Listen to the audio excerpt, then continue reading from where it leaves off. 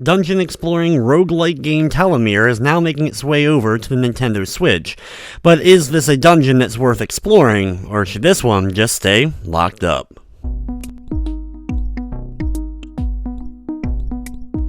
Tallowmere is a roguelike game where you're going to be exploring a rather generic looking dungeon, but don't let the looks fool you, there's actually a decent amount of things that make Tallowmere end up standing out. The game has a near infinite amount of possibilities when it comes to setting up the rooms, though for the most part they'll look very similar to one another even on repeat playthroughs. This is mostly due to the only small amount of different traps and monster types that you'll have to fight. A big part of the game though is its kind of freedom in its combat. It's a very interesting take where you have an infinite jump button that you're able to keep jumping to float up. You can even do so while attacking enemies or blocking enemy attacks. And there's a heavy emphasis on using your shield to be able to block most of the projectiles and other attacks from the enemies that you are fighting.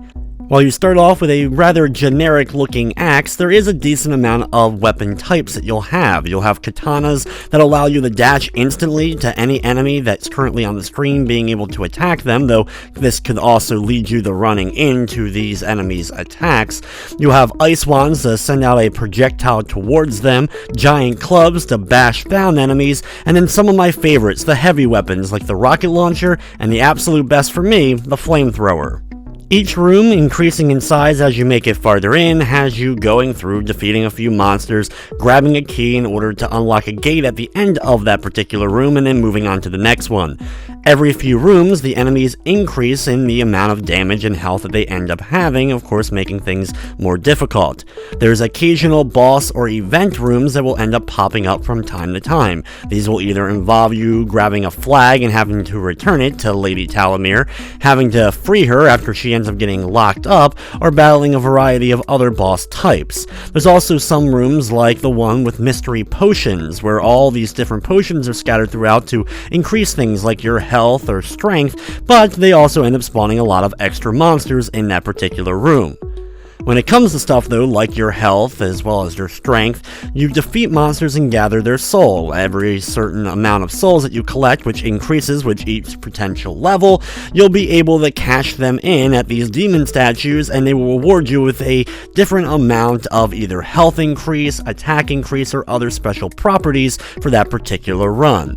Controls in the game are okay and work for the most part, especially after you played for a little while, but combat always felt a bit on the clunkier side. The game also has a lot of stun-locking enemies, where your character will be frozen after certain attacks and you'll be able to get ganged up on by enemies. Many of my runs would be going fine until all of a sudden I got stun-locked at the most inopportune moment and ended up losing all my health. However, Tallowmere is a very approachable roguelike game, even for those who really don't like the genre. The idea of dying and having to restart from the beginning can be annoying for some gamers, but here in Tallowmere they give you a variety of different options that kind of help you out, either increasing the difficulty or lowering the difficulty. In the main hub, you're able to sacrifice kittens, which if you do, will end up giving you more starting health, though it ends up dropping you down in the rankings as far as the leaderboard is concerned.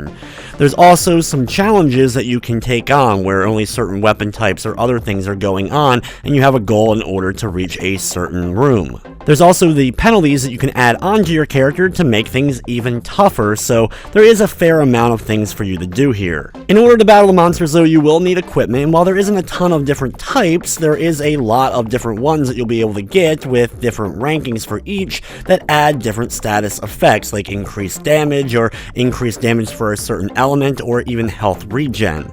From the technical side of things, the game didn't crash on me, but I did have some slowdown from time to time, especially in more intense battling. Tallowmere is available now on the Nintendo Switch for $6.99. It's also available on Wii U, mobile, and PC for a slightly lesser price. Overall, Tallowmere is a bit of a mixed bag. The game desperately needs more variety as far as just the backgrounds and the overall set pieces of the game. There needs to be more variety to the enemy types. You'll be fighting the same ones throughout the entire journey, and combat never really felt all that great.